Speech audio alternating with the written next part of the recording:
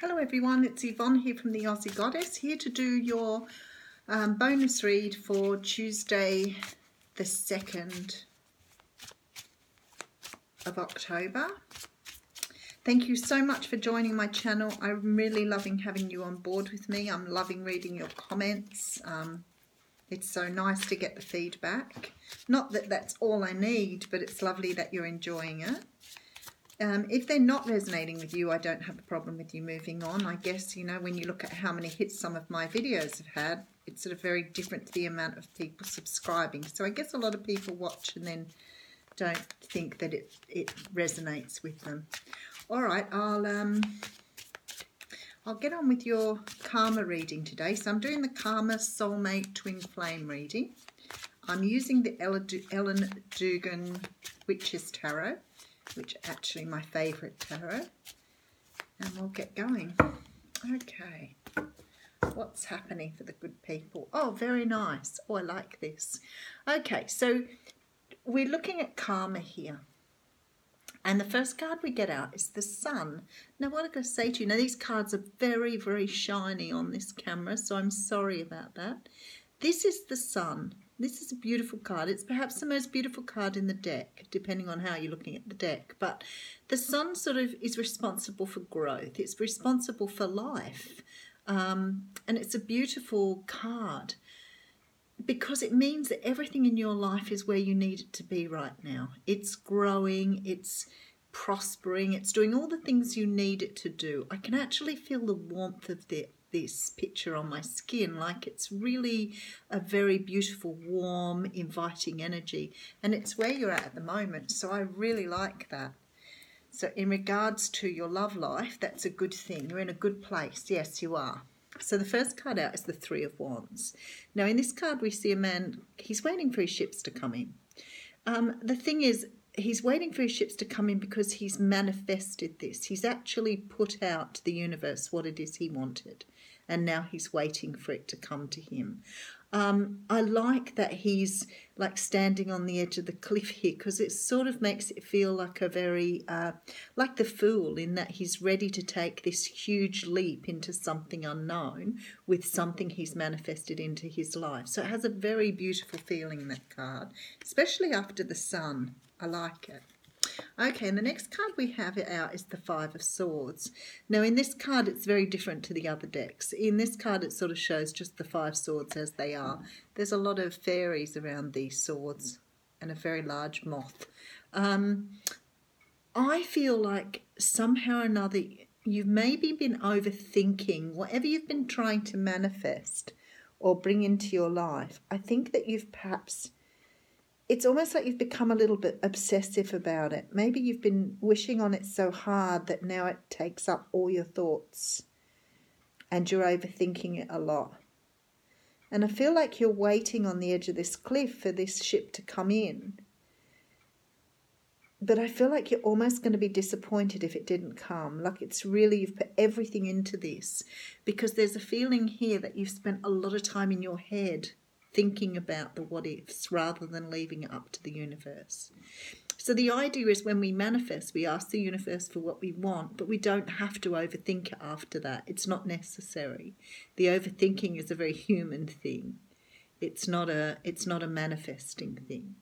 So people sort of have this idea, if you overthink things, bad things come in. Well, that's not true either. But you can perpetuate something if you think on it enough. But not talking about that. What I'm talking about is that horrible getting stuck in your head thinking about the what-ifs. And I feel like some of you have sort of got a bit over-obsessed with this because of that. Okay, and then we have the Three of Pentacles. Now, the Three of Pentacles talks about... it also talks about... sort of manifesting in its own way, because you're putting a lot of work into creating something. Now, it can be about creating money, but it can also be about creating stability. So I feel like this is really what you're after here. You want to bring something in because it gives you stability in your life. I wonder if you're... it sort of feels like you've been trying to manifest something, And it's sort of almost like you don't mind what comes in as long as it brings you some stability. So you're trying to manifest possibly something in the way of a relationship, but when you're trying to manifest a stable life, it's sort of a bit strange how that's feeling here. Hang on, let's move on to the next card. Yes. Okay, because the Ace of Pentacles is here now. Okay, all right. What it feels like to me, these readings are very deep today. They're obviously meant for someone out there, so I have to keep going with it. What it feels like to me is that some people out there, and it has to be a fairly big energy, it's almost like people are trying to manifest stability and, a better life in for themselves. But it's not about bringing that person in that you love. It's more about having some stability in your life, which of course we can do by ourselves. And especially with that sun energy there, it's telling me that, you are actually in a beautiful position at the moment to be able to create or manifest this stability for yourself. But it's almost like some of you are sort of saying, I'd like to have somebody in my life because then I could afford to go on holidays and have a house. That's what it feels like. It's not feeling like you're trying to manifest love or you're trying to manifest, a relationship. It's almost like you're trying to manifest something stable without considering who's going to provide that for you. But we'll go a little bit more into it here because there's obviously a meaning here. So the next card out we have is the King of Swords. And the King of Swords is generally a Gemini, Libra or Aquarius. Now, sometimes this guy gets a little bit of a raw deal because he can be a little cold with his emotions. He's not emotionless or unemotionally available. He is just very much in control of his emotions. And that's why sometimes people see him as a lawyer or someone in a position of power that has to use their voice or their thinking. So their logic more so than love. And this person can be seen as someone who can be quite controlling. So what I'm feeling here is if this is your energy, it's like you're trying to control what comes to you rather than leaving it up to the universe to bring it to you. And you're overthinking it.